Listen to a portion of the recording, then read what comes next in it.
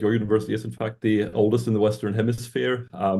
The University of Pittsburgh doesn't have quite as long a history. We are the oldest in Western Pennsylvania, but that doesn't carry quite the same grandeur. But just like you can see outside and see this remarkable archaeological site, Pittsburgh itself has a almost weird centrality to certainly Atlantic, but also world history. This is just about 3 miles from where I sit in this direction is where the 7 Years' War started in the middle of the 18th century, which then triggered the American Revolution, which then triggered the French Revolution, Haitian Revolution, Latin American War. So it's similarly interesting to teach these topics here in Pittsburgh when you can point to the places where they actually happened. Unfortunately, I've never been to Lima. My wife was actually born in Lima and grew up there the first few years of her life, but I've never made it, and I hope one of these days I will be able to. Our department, which I'm going to speak to you today, has very long and deep connections with Latin American history. It is by far our strongest subfield. I would say that for graduate education, our department is probably one of the top 5, maybe one of the top 3 departments in the United States. That's also reflected in the number of graduate students who work on Latin American history. I just looked it up this morning. Currently, out of the 23 students who work on their doctoral dissertations, 9 work on Latin American history. So just under half of all students work on Latin American history in our department. And about half of those students actually come from Latin America. So it's quite common for us to have students coming from Latin America. By no means do they have to study Latin American history, but it tends to be the case that when students come from Latin America, they also do study Latin American history with us. So we have currently 1 student from Brazil, 2 from Colombia, 1 from Panama, 1 from Mexico. Unfortunately, no one from Peru at the moment, but hopefully that will change soon. We have 1 student, however, a student originally from the United States, who does work on efforts of domestic workers in Lima to form a union in the 1960s and 1970s. But I can speak about some of the research that is happening in our department a little later. I was wondering, would it be possible for me to share my screen, because I've prepared a PowerPoint presentation, which may make it a little easier for people to follow along, since this is unfortunately in English. All right, let me see. There we go. Niklas, Andrés, ¿me escuchas? Okay. Sí, Andrés, ¿me escuchas? Profesor, acabo de poder iniciar el audio. No he podido escuchar lo que sucede, no he podido estar escuchando. Correcto. Niklas, I would like to introduce Andrés Castañeda. Andrés is a graduate from Department History. Andrés can help with interpreting your presentation. Please, could you repeat that one more time? Andrés, ¿puedes presentarte, por favor? Por supuesto. Yes, good morning. My name is Andres.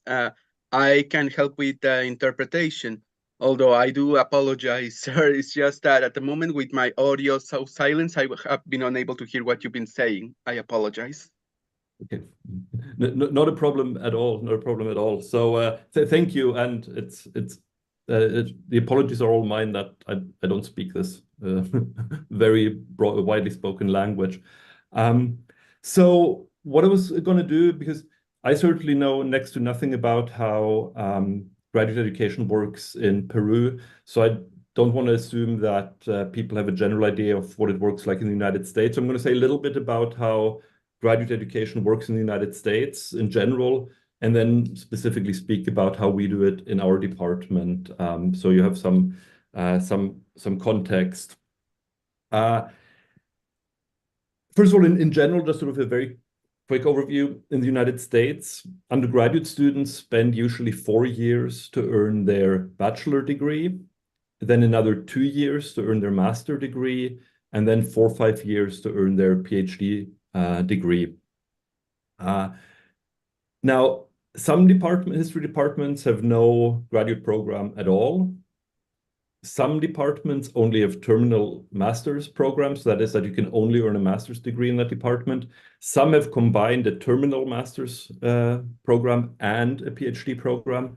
And some, including ours at the University of Pittsburgh, we only have a PhD program. So every student who comes to our program comes in order to earn a PhD in history. However, if they don't already have a master's in history, the first thing they do is spend 2 years earning a master's. So even if you don't have a master's but come to a program, you will earn one. It's just that you can't come to a program with the intention of only earning a master's degree. And if there's any question, please jump in. Entonces, lo primero que quiero hablar es acerca de cómo funciona la educación en Estados Unidos, cómo se hacen nuestros departamentos, para que de esa manera podamos tener un contexto. Primero, una revisión rápida. Para los estudios pregrados se tiene que pasar 4 años para obtener un bachillerato. Después de eso, se estaría teniendo 2 años más para obtener una maestría. Y después 4 a 5 años para poder obtener un doctorado. Ahora, hay algunos sitios donde no se tiene para programas de posgrado. Por ejemplo, hay algunos que también se hace como únicamente maestría en ciertas escuelas, pero solo para esas escuelas nomás. Otros sitios, como la Universidad de Pittsburgh, que es donde él trabaja, tienden a combinar entonces las maestrías específicas junto con el programa de doctorado. Y otros sitios solamente tienen el programa de doctorado. Ahora, la Universidad de Pittsburgh es una de esas que solo tiene el programa de doctorado y por tanto cada persona o cada estudiante que vea la universidad lo hace únicamente para poder obtener ese doctorado. Sin embargo, si no tienen una maestría, entonces pueden pasar como 3 años para que puedan obtener una maestría y de esa manera se le puede hacer después su programa para el doctorado. Si hay una pregunta, siempre pueden hacer una pregunta así en cualquier momento, no hay ningún problema. Interrumpa. Okay, thank you. So focusing in on the graduate program, there's a structure that most programs in the United States share. There's all have sort of small details that are different, but broadly speaking, it takes about 6 years, 6 to 7 years to go from entering the program until earning the PhD. This falls into 2 halves. The first 3 years, so years 1 to 3, students take a lot of courses and they have to pass a number of what we call milestones. That is, first they have to pass their master's exam, then pass their comprehensive exams, and then pass their doctoral overview or prospectus. In the second half, year 4 to 6, students go away usually spend at least a year doing archival research. And then they come back to Pittsburgh, or sometimes they move elsewhere, and they write their dissertation and they prepare for the academic and other job markets. So that's the basic structure. And I can go a little into more detail what we do in each part, but Andres, if you want to pick it up.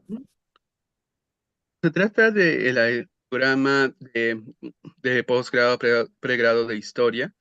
En realidad, se toma un total de 6 años si es que uno ingresa entonces sin maestría en historia.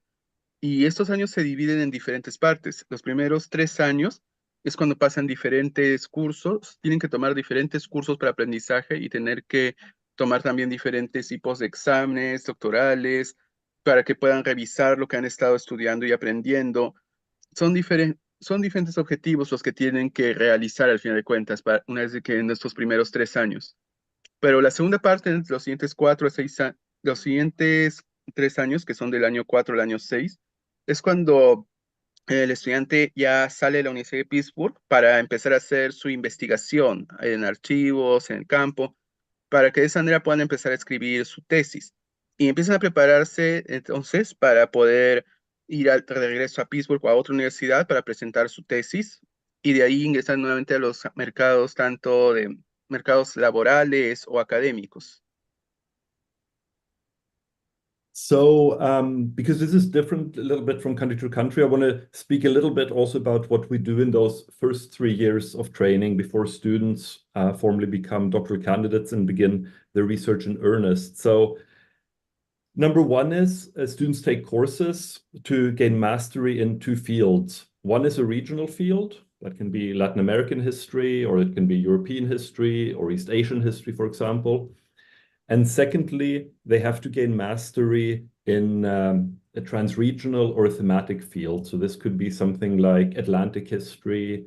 It could be the history of empires. It could be global labor history, some broad transregional or thematic field. The training and preparation and the courses they take in this culminates in a major exam that students take in their 3rd year that we call comprehensive exams.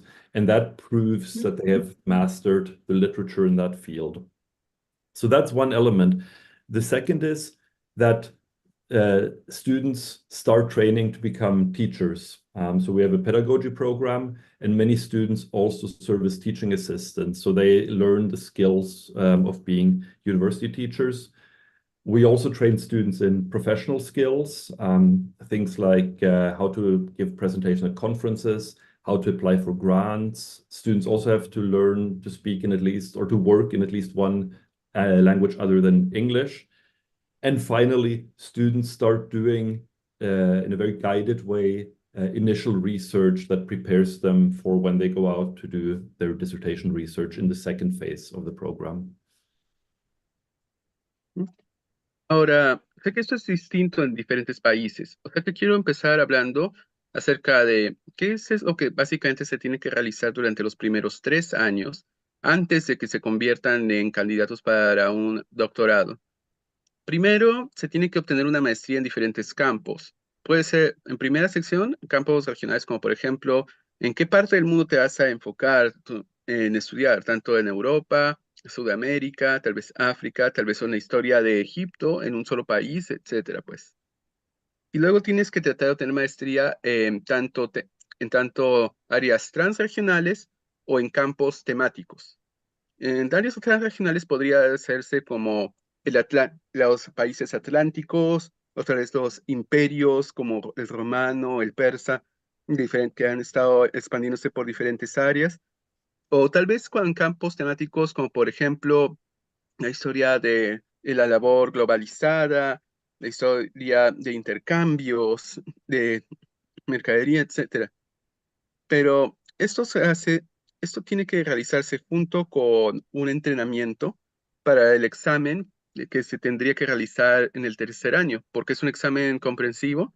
Básicamente tiene que asegurarse para que tengas una maestría de la literatura en el campo, también, que estarías investigando. Ahora, en la segunda parte que está dentro de estos 3 años también, es cuando empieza a enseñársele también a los estudiantes para que puedan ser profesores y para que puedan obtener este tipo de conocimiento, habilidades. Ayudan como asistentes también a los mismos profesores de la universidad para que puedan también entrenar en este tipo de habilidades profesionales, pues. Sobre todo se les enseña cómo también se tiene que dar una presentación, cómo tienen que pedir para poder hacer su investigación, para que puedan trabajar en un lenguaje distinto. También se les dice que tienen que aprender a hablar en otro idioma aparte del inglés.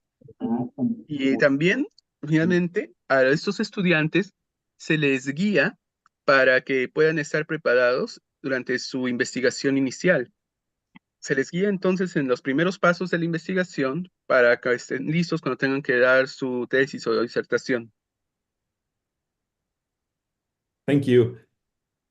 Another area that graduate study in the United States is different than in many other cases or countries is that in the humanities and social sciences, at least, it's different if you study law or medicine or something, but certainly in history, PhD programs are usually funded, which means that students don't pay any tuition fees at all, and they receive a modest stipend to cover their living expenses. The level of the stipend and how many years students are guaranteed such funding, that varies from university to university. So in our program, every student who comes into our program is guaranteed 6 years of funding. That is that they don't have to pay any tuition fees, and that they will receive a small payment from the university. This is a mix of research funding, where there's no expectations other than they just do research, and teaching fellowships, where they have to serve as teaching assistants and assist the professors in teaching. In addition, we offer every year students get quite generous summer funding, so they can afford to go to wherever it might be where they do their research, whether it's in Europe, in Asia, Latin America, or the United States. Una área en la que también se difiere de otros países, y también como se podría ver en los departamentos de humanidades y ciencias sociales, sobre todo, que no estoy muy seguro cómo se hará allí en San Marcos, es que nuestros programas tienden a ser financiados también. O sea que los estudiantes no tienen que pagar matrícula o los gastos para que puedan aprender. Incluso reciben como una mesa, digamos, modesta también, para que puedan cubrir sus gastos diarios de vida. Y esto varía también de universidad en universidad acerca de la cantidad que se les estaría dando. Pero cualquier estudiante que venga entonces aquí a la Universidad de Pittsburgh está garantizado de recibir por lo menos unos 6 años de financiamiento dentro del programa. Y esto es una mezcla tanto de financiamiento para la investigación, y donde no se les espera que haga otra cosa más que investigar, pero también es debido a lo que han estado aprendiendo para ser profesores y lo que han estado ayudando a los profesores también. Cada año, entonces, durante el verano, les da algo de financiamiento para que puedan ir a donde ellos necesiten ir para que puedan investigar. Puede ser Europa, Sudamérica, tal vez África, Asia, en diferentes sitios donde sea necesario que tengan que ir para su investigación. Okay, thank you. So this is broadly, as I mentioned, what I've spoken about so far is more or less the same between different history departments or graduate programs. But I will speak now a little bit more about, certainly for those of you who might consider applying to Pittsburgh, or if you have students who you think of might benefit from applying. I want to talk a little bit more about specifically what we have to offer to students, how we do things a little differently. Ahora, de lo que he hablado hasta ahora, es básicamente cómo se hace también en los diferentes departamentos de historia o programas de postgrado, pregrado, pero con algunas diferencias entre sí. Pero quisiera hablarle un poco más acerca de qué es lo que, sí, para los estudiantes que tal vez estén pensando en considerar venir aquí a Pittsburgh, o para los que tienen estudiantes que podrían ir a Pittsburgh también, los beneficios que pueden obtener al aplicar entonces, y qué es lo que les pueden ofrecer. So a few factors. The first, I think, just having to do with the city. Pittsburgh certainly is not a world metropolis like Lima. It is not the most exciting place in the world, but it is a really good place to be a graduate student. It's very easy to live here. It's a mid-sized city, comparatively low cost of living, plenty of cultural offerings. In part, other than Pittsburgh having been the place where the 7 Years' War was triggered in the 18th century, it was also the heartland of the British Industrial Revolution in the 19th century. So for a while in the late 19th century, there were more millionaires per capita in Pittsburgh than any other place in the world. And they left a lot of money to cultural institutions such as museums and operas and so forth. And we're still the beneficiaries of that. There's also many good places to live for grad students that are relatively cheap and exciting and within walking distance of the university, or universities, I should say. We are right next door to Carnegie Mellon University, which is especially famous for computer science and theater arts, a strange combination, but it's a very good university for that. And it's also a very easy city to get away from, which is also sometimes very attractive. So that's just briefly about Pittsburgh itself, the city. Empezando con la ciudad de Pittsburgh, voy a tener que ser sincero en que no es el sitio más emocionante donde uno pueda vivir. Ciertamente no es tan grande como la metrópolis de Lima, pero es un buen sitio para vivir para un estudiante de postgrado en realidad. Una ciudad de tamaño mediano más o menos, donde hay bastantes en realidad sitios culturales a donde uno puede ir y visitar sobre todo. Y el costo de vida para un estudiante es muy bajo también. Es el mismo sitio donde inició la Guerra de los 7 años y fue el sitio donde básicamente se podría decir que empezó la revolución industrial durante el siglo XIX, o sea, de que en un periodo de tiempo hubo una gran cantidad de millonarios que vivían por esta área también. Y esto ayudó para que se convirtiera en una institución cultural, porque muchos de estos millonarios empezaron a poner su dinero para museos, óperas en la ciudad, y hay bastante de ellos, o sea que somos herederos también de bastantes de esos sitios culturales.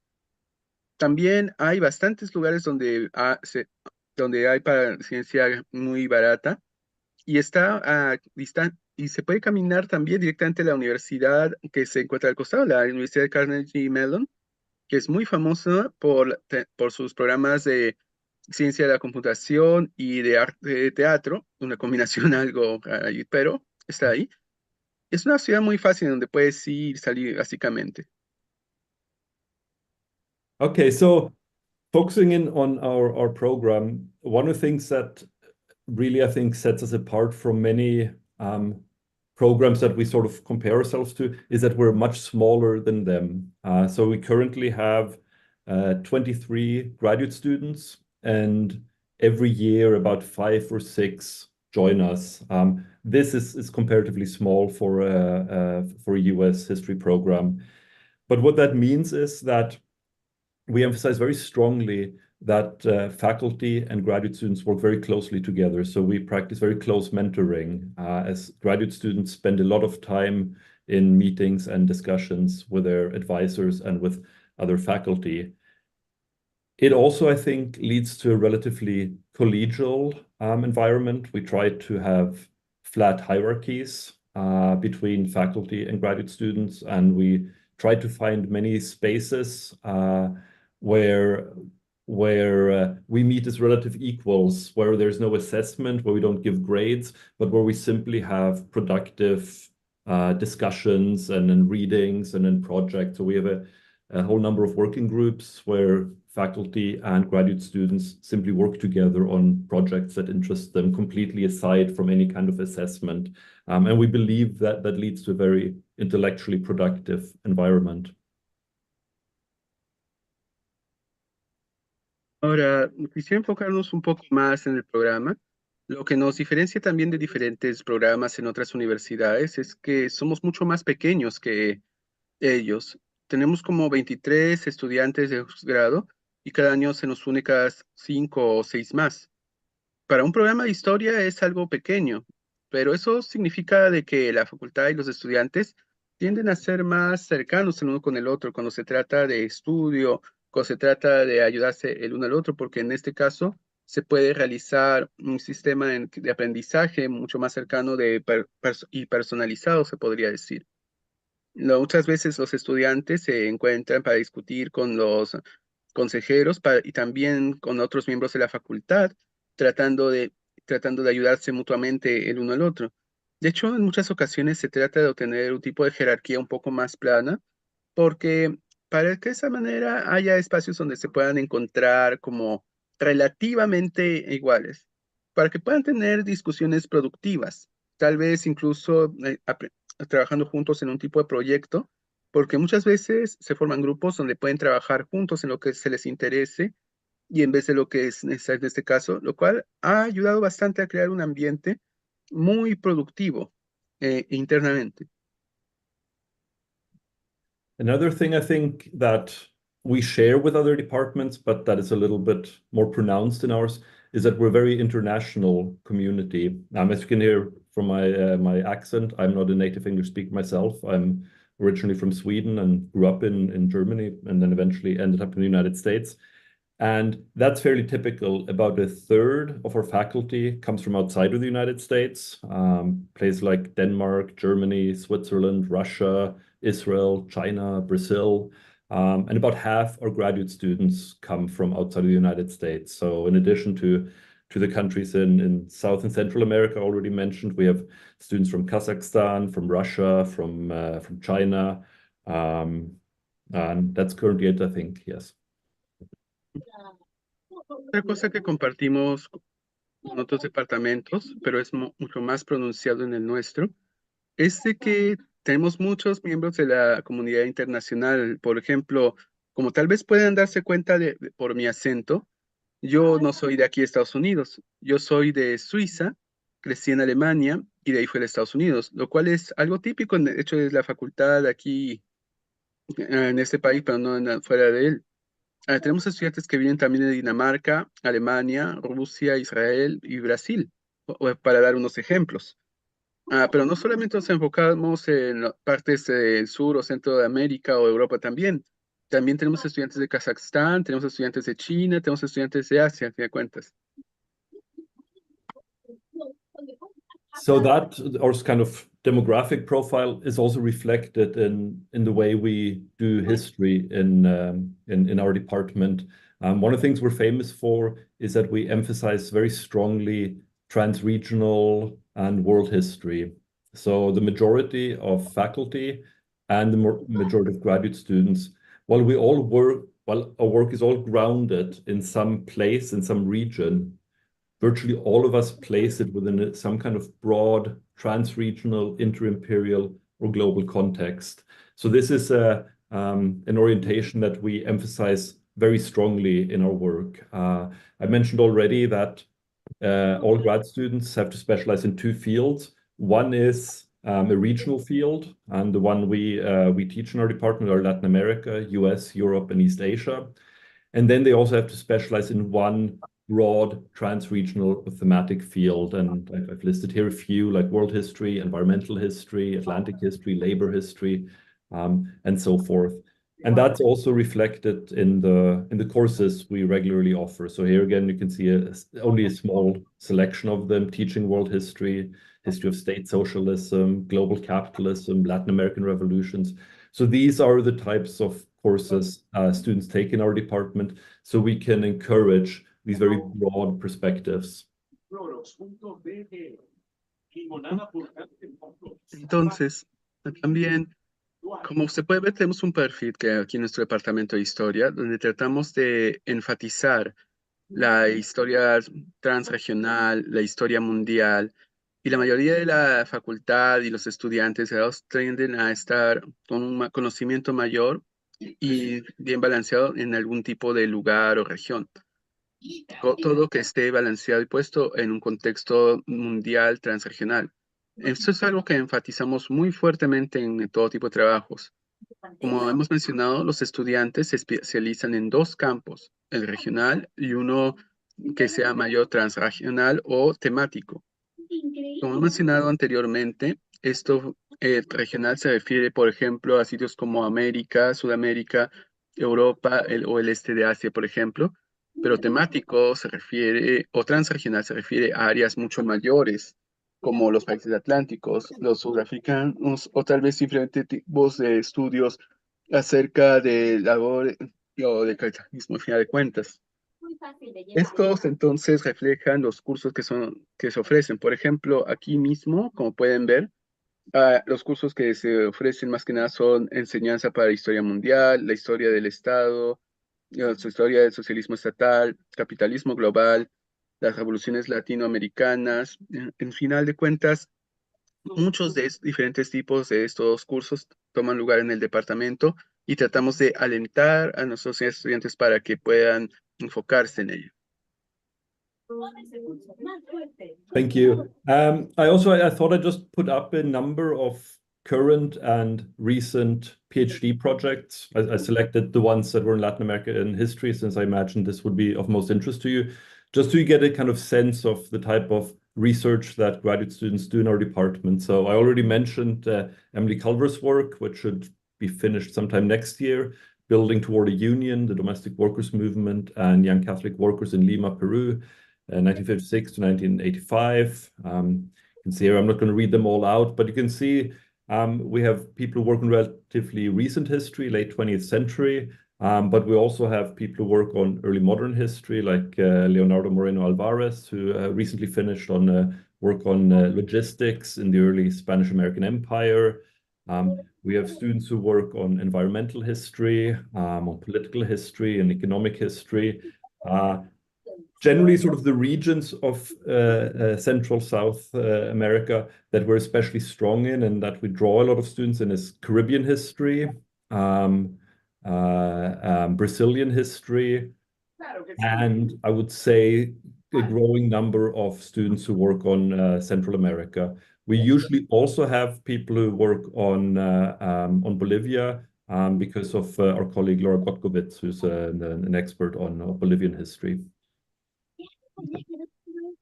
Ahora, aquí hay una lista de algunos proyectos recientes en que de nuestros estudiantes que han decidido hacer historia de Sudamérica.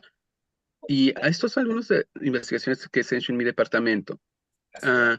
Y no voy a leerlos todos, pero como pueden ver, por ejemplo, el de arriba es un proyecto que aún está en progreso, pero ya está a punto de terminarse, en el cual se trata de cómo, que básicamente el título es construir la construcción a una unión, el movimiento de los trabajadores domésticos y los trabajadores católicos jóvenes en Lima, Perú, de 1956-85.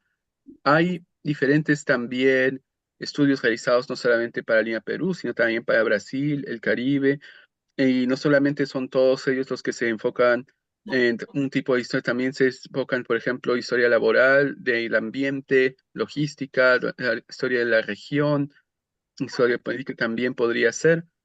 Y siempre hay un crecimiento también de este tipo de investigaciones, sobre todo recientemente en áreas en América Central.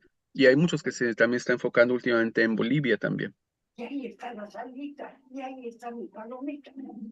I also wanted to emphasize that because we are a relatively small department, we very actively seek out partnerships with both at the university, beyond our department, and also beyond it. So attached to our department is the World History Center, which is its own research center, very strongly engaged in big data and other digital research. But we also have close connections with the Center for Latin American Studies, the Global Studies Center, the Program for Gender, Sexuality, and Women's Studies, and the Humanities Centers. All of them are separate research centers at the university, but they're all led by professors in our department. All of them have host different programs, speakers, they offer fellowships, all manner of resources where both faculty and students take advantage of them. I should also mention, because this is something I'm involved in, we have a long-standing partnership with the International Institute of Social History in Amsterdam, which is the world's most important research center and archive for social movement history and the history of trade unions. And we regularly organize conferences together, and then that also regularly do publications. Una grande, de 2 litros y medio. Contesta, y lo edita, porque ahí en Panamá toma mucho la... ¿Quién está hablando? Ay, jabón líquido, me dice, toma. Tómalo 20. Jabón líquido. Sí. De chita.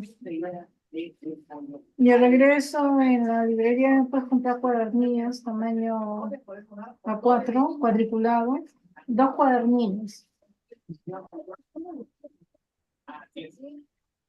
No, ¿verdad? Tienen gran cantidad de proteína y pueden ser alergénicos. Por eso es que es tan importante saber cuáles son los ingredientes que queremos darle a nuestras mascotas al momento de alimentarlas. Y no es solo el hecho de hacer un alimento en casa y que ya le puedo dar a la mascota. Eso no es una idea. Siempre tenemos que dar el médico veterinario primero para después poderle dar el alimento más adecuado. El alimento se debería dejar contigo a los huevos, porque en el afán de alimentarnos, bien.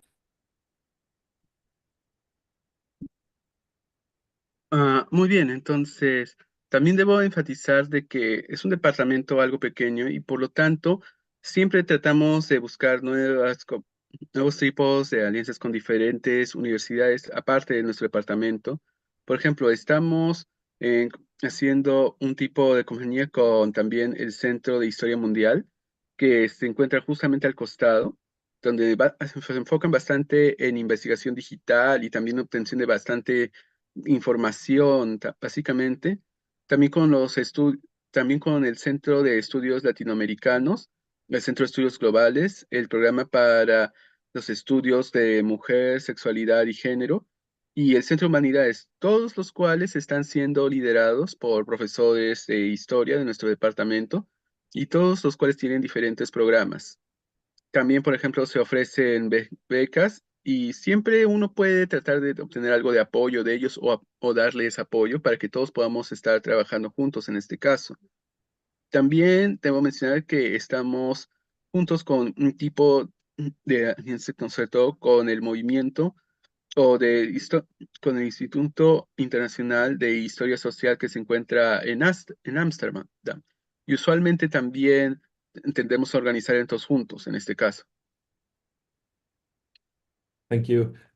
So I emphasize all of this to kind of underline and drive home the point that the type of history that we do is broad. We think very broadly and in huge units of analysis. So if this is something that attracts you, then we might well be a good place for you.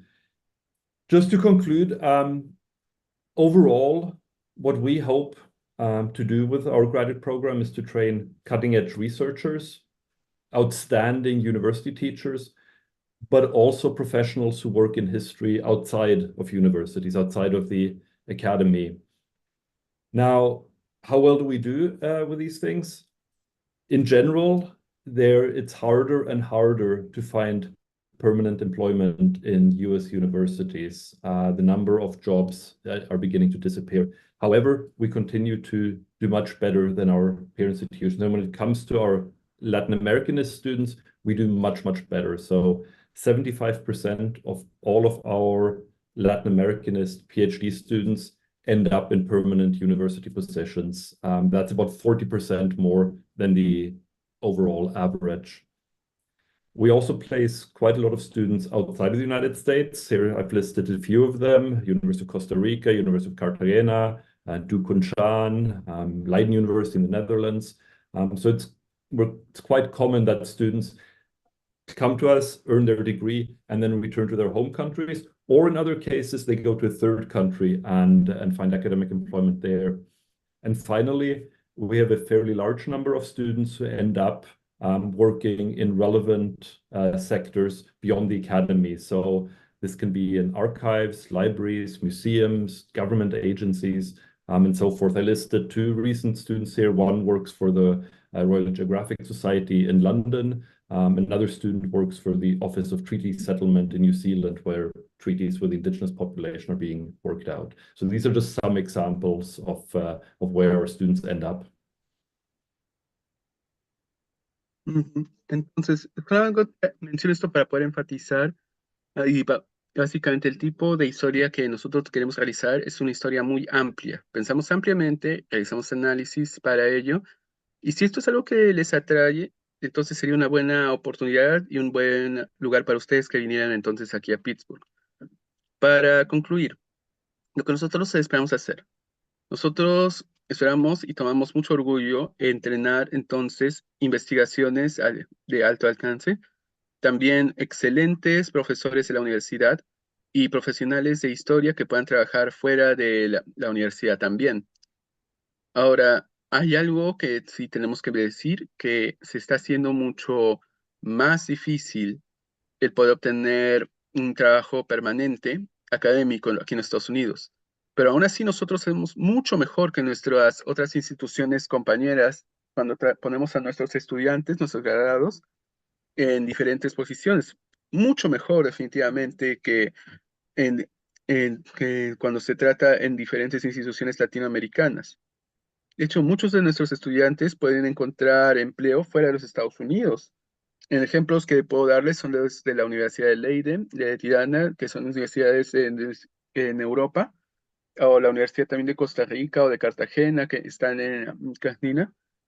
Y algo que sí podemos decir es que la mayoría de nuestros estudiantes, que a veces, que si no pueden obtener trabajo en las universidades, usualmente simplemente vienen para con nosotros para estudiar, obtienen obtienen su doctorado, su maestría, eh, o si no deciden tratar de estudiar en diferentes áreas, también como archivo, biblioteca, becario, agencias gubernamentales, etcétera.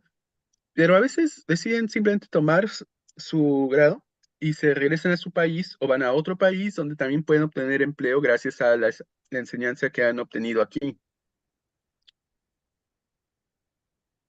All right, that really was all I had, and I want to thank you all for taking the time and then allowing me to share some of the work we're doing in Pittsburgh. And I'm very happy to answer any questions that you have. And also, I wanted to thank Andres for his translation services. That cannot have been easy, so thank you very much for that as well. Entonces, eso es todo lo que tenía que decir. Quiero agradecerles a todos por tomar su tiempo para escucharme, para que me den la oportunidad de compartir mi mensaje. Y con mucho gusto responderé preguntas que tengan. Y agradezco también por el servicio de traducción. It's been a pleasure, sir. Thank you. Thank you, Niklas. Well, Niklas, I would like, I don't know if you can see the principal Yes. building, the university, the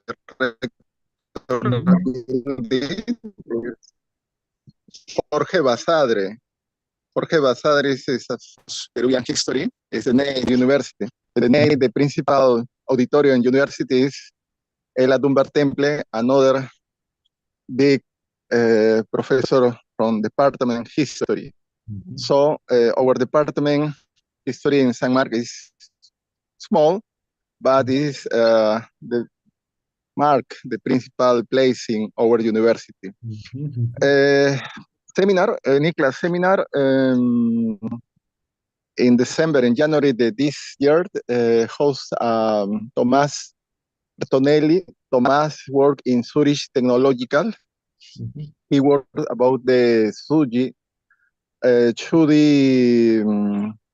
expedition in 19th century. No, then I host a doctoral student, the UCAN. She worked the Mexican and Peru in 30, 40 political cultural policies.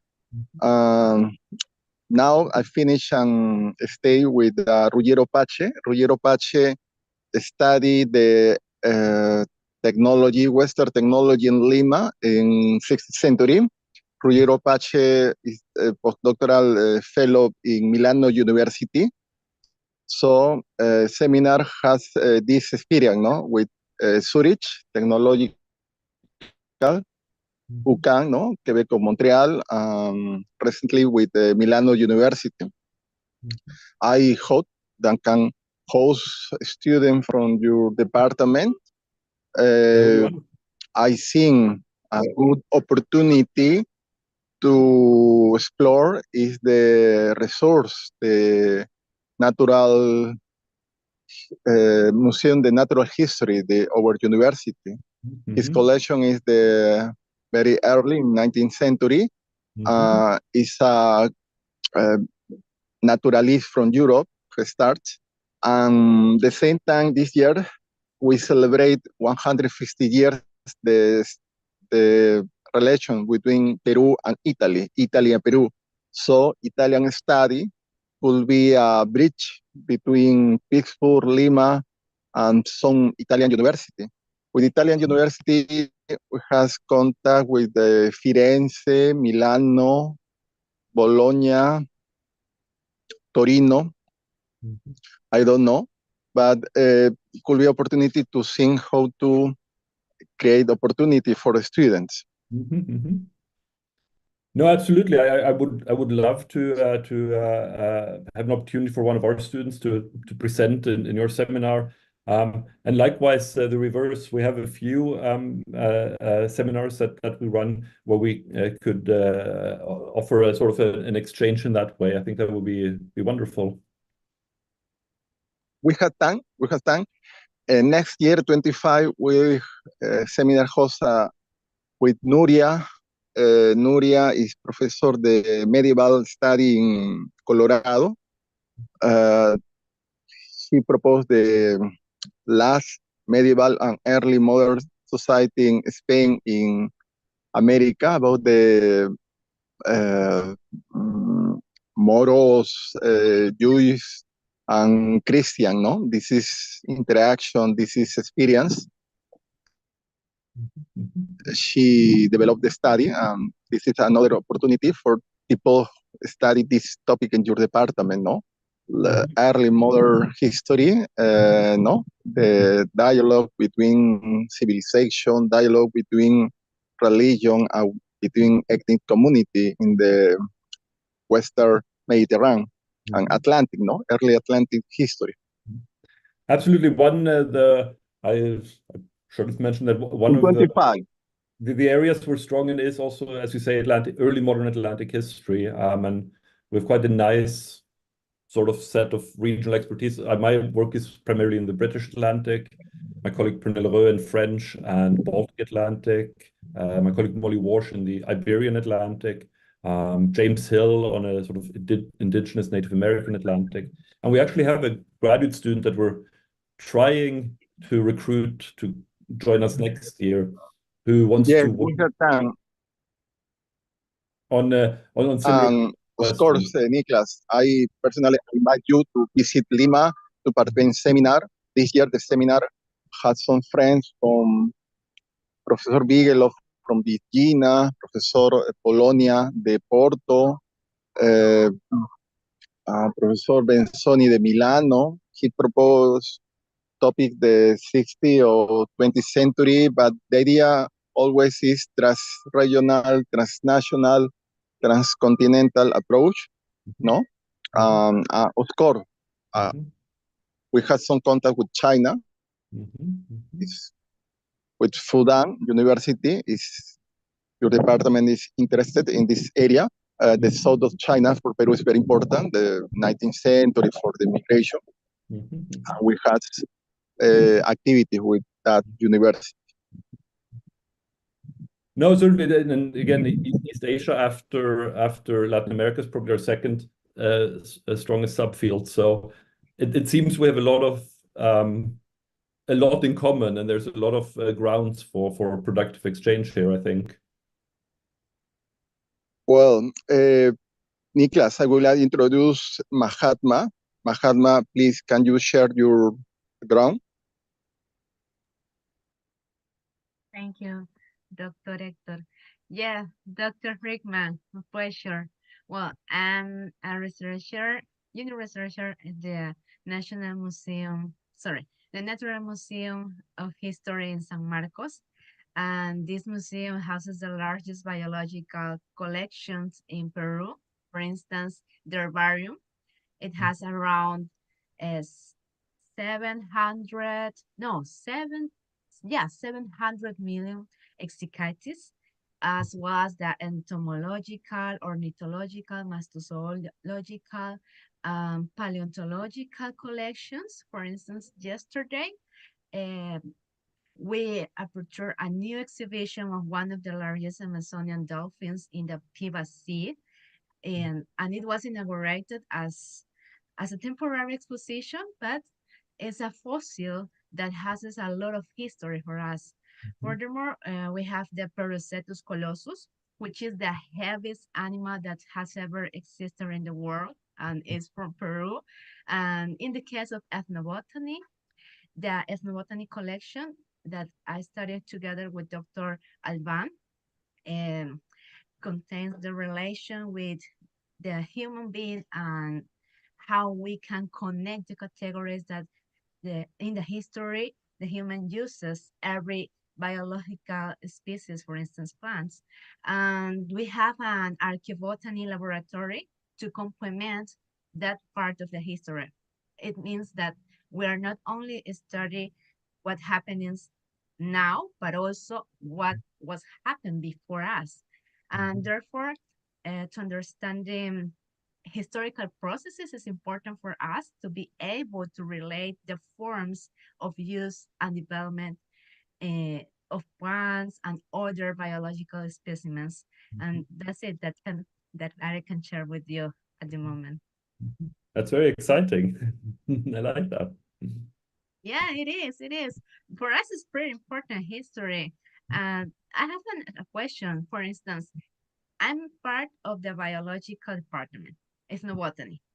And if someone from my department wants to go to your department to do a postgraduate, what is the first step for who is interested in pursuing a postgraduate degree in your department, or what they should follow? Yeah, thank you. The first most important step would be to look at the faculty in our department and see if there's someone who you would like to work with as your advisor. Again, because we're very small, we emphasize very strongly that faculty and graduate students have to fit together. The research interests and the expertise have to be a good fit. Every year we get incredibly strong applicants that we have to turn away because we don't feel we're the best place for them. So we only accept students if we think we're the best place for that student. So the first thing a student should do would be to contact potential advisors and just say hello, and ask if maybe they have time to meet on Zoom and to just discuss research interests and ideas and to see if that's something that would work. That's usually the first step. And if that works out and is successful, then there's a sort of formal application process that follows. But that would be the first step. Thank you, Dr. Brickman. And also because you mentioned biology, you don't have to be have an undergraduate degree in history to be accepted into the program. Like we have one student from China who joins us next year. Her degree is in tourism management, so like completely different. But doing that, she got interested in early modern travelers from China in Southeast Asia. So she wants to study that historically. But yeah, she has no background in academic history, but she seemed like a very strong applicant, so we accepted her.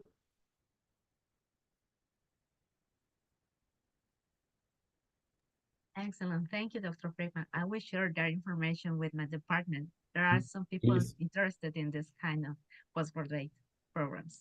Yeah, please share it. We're very, very eager to have applicants from, well, from anywhere, but certainly from Latin America. And as I mentioned, we don't have anyone from Peru at the moment, so that would be wonderful.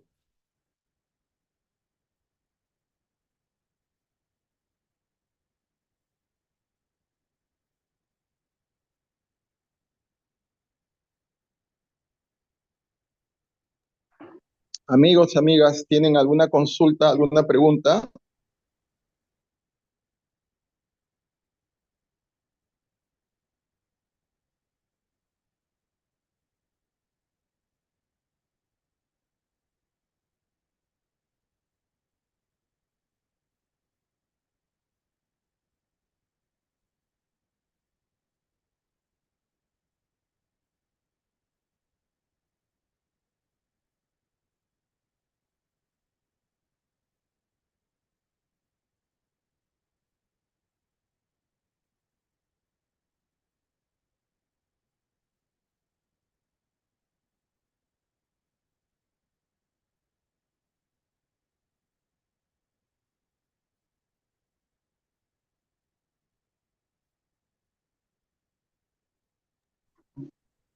Niklas, experience with your department could be project and summer school, 1 week in Lima.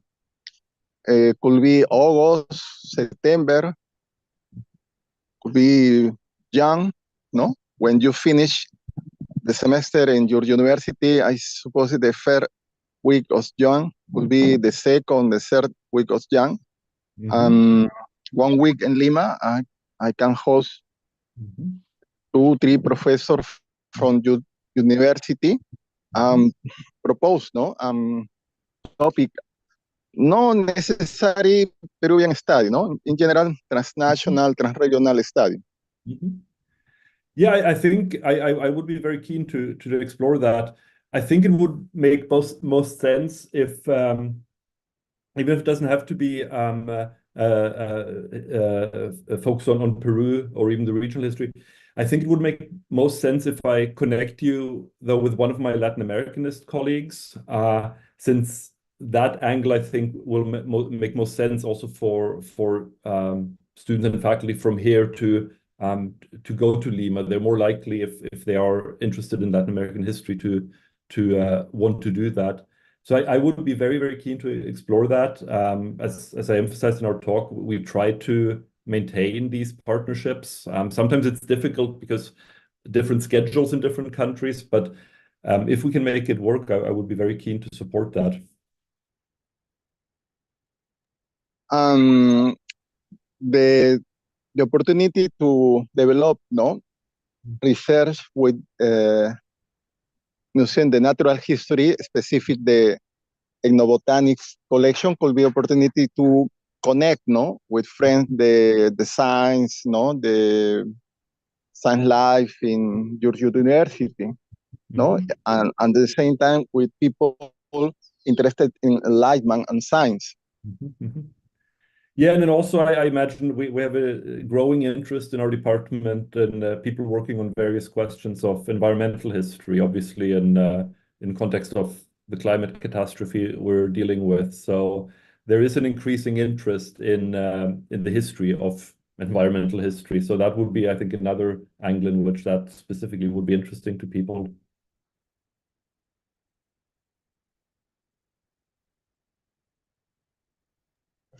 Amigos, amigas, ¿algún comentario, alguna pregunta?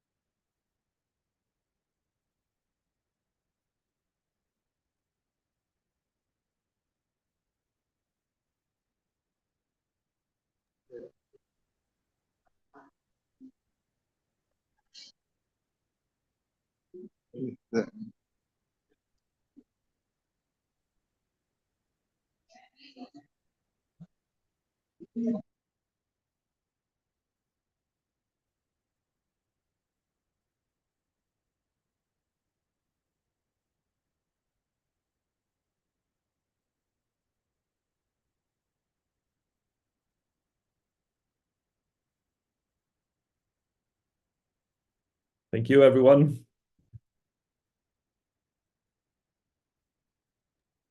Thank you as well. Yeah. And so please let's stay in touch and let's see if what we can plan and come up with for the future to see if this can become a strong partnership, because I do think there are a lot of reasons to try and explore this. Yes.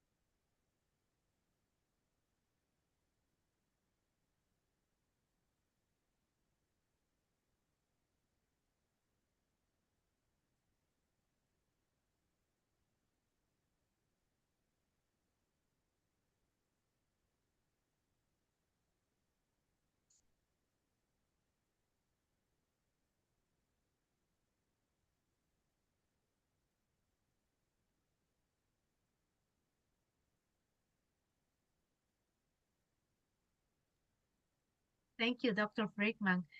For instance, in our department, Dr. Joaquina is working with part of the history when the Europeans here in Peru share some species that the genera Cinchona, which is the most important for us and is represented in our shield.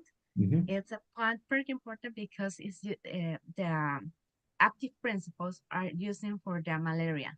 And there is a part of the history that we are trying to connect how those people connect countries and also continents, sharing that species and other kind of species. Dr. Joaquina is talking about 22 species or more now. And we are also talking not only about quinas, we are talking about pseudoquinas from other genera, for instance, Ladenbergia. And we're trying to connect the history part because we don't know how many species were exported to other continents and how they were used. Also, how they connect or develop some roads around the Amazonia and the Andean part of in our country and other countries in South America.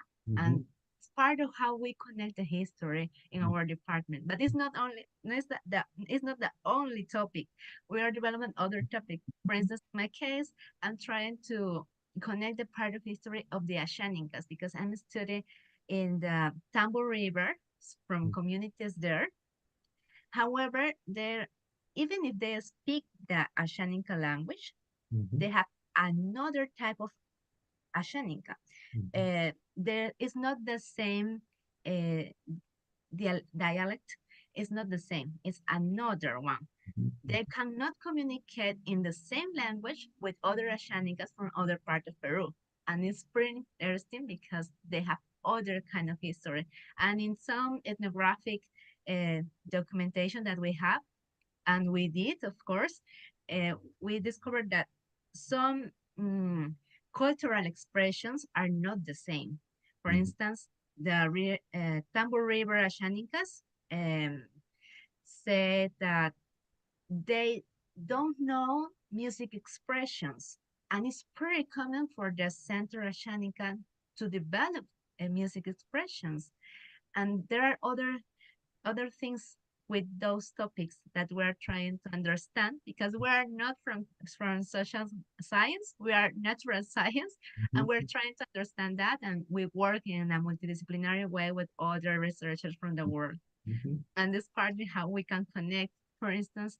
I believe that that's the reason why there are my partners in the department are interested in studying history, and I will share your proposition here.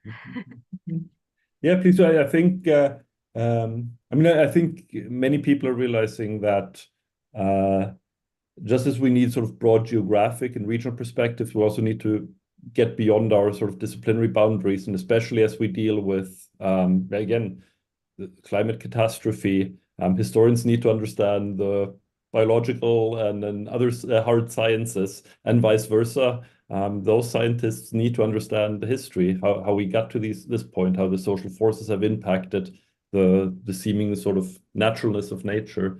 And we have also we have quite a few colleagues in the department beyond that working on different questions. I have one colleague, Marie Wabel, who's working very closely with the School of Public Health, for example. She herself is a historian of disease eradication in Africa in the 19th century.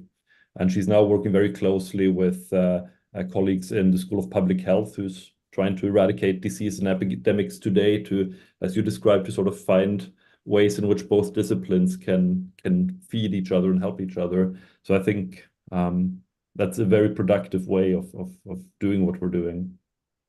Yeah, it is. Okay, Andres, do you have any question in addition to this part? Well, truth be told, I'm sorry to say I don't have any questions. The presentation was as good as it can get and answered many of the things I wanted to ask, so I'm afraid I don't. I apologize for that. Not at all, not at all. Thank you. And thank you again for translating. It's no problem at all, it's no process. Okay, Thank you, Dr. Friedman. I will share a little about what we're talking to everybody, and also I will ask for a photograph for this presentation for everybody. Just give me a second. Estimados todos, muchas gracias por participar de esta sesión. Lo que hemos estado conversando con el Dr. Friedman, particularmente de mi lado, es comentarle acerca de las investigaciones que realizamos en el Museo de Historia Natural de la Universidad de San Marcos. Le he comentado un poco acerca de lo que desarrollamos en el Departamento de Etnobotánica y Botánica Económica y de las colecciones que el museo tiene, como la de entomología, ornitología, mastozoología, paleontología, y que ayer, por ejemplo, se inauguró recientemente una exposición temporal sobre uno de los fósiles de un delfín del mar de Pebas, para lo cual están abiertamente invitados, ya que si pertenecen a la comunidad sanmarquina, con gusto los vamos a recibir en el museo. Adicionalmente, le comenté otro tipo de investigaciones que desarrollamos en el departamento y cómo esto se relaciona con la historia en nuestro país. Por ejemplo, el Departamento de Etnobotánica desarrolla investigaciones en la ruta de la quina, este famoso árbol que tenemos en nuestro escudo nacional del Perú.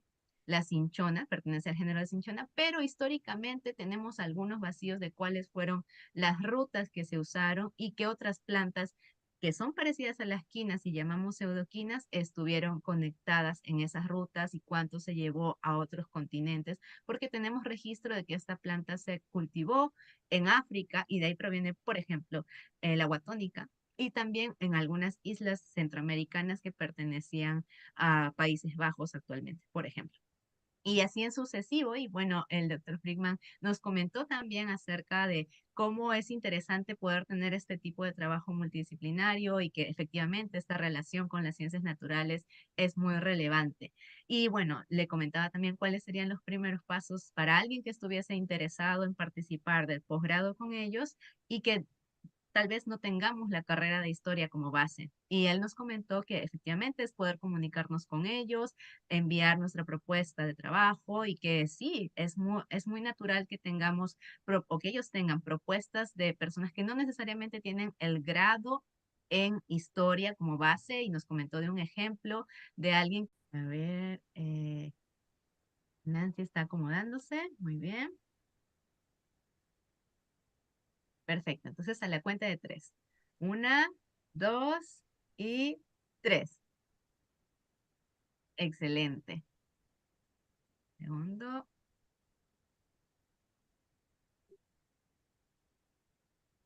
Perfecto.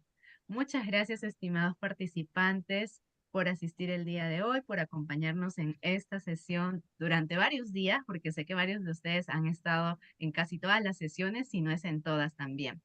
Thank you, Dr. Friedman, for being part of this session and share with us your knowledge, research, and the postgraduate experience and program. And we are very grateful with you, with Company Us today. And I don't know if Andres want to say something else. I just want to say thank you for giving me the chance to participate and to translate here. It's been an amazing presentation. I've learned more about Pittsburgh than I usually know, and I've lived in the US. So thank you very much, Doctor. Thank you. And please feel free to be in touch and reach out to me if anyone has any questions or follow-ups.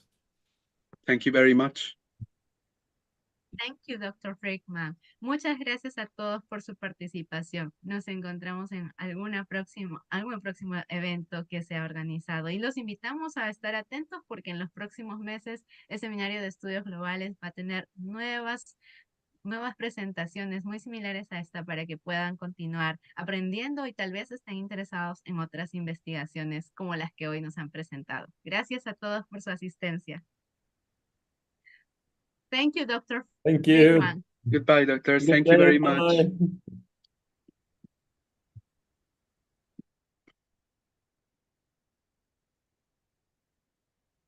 Well, thank you, Mahatma. Please take care.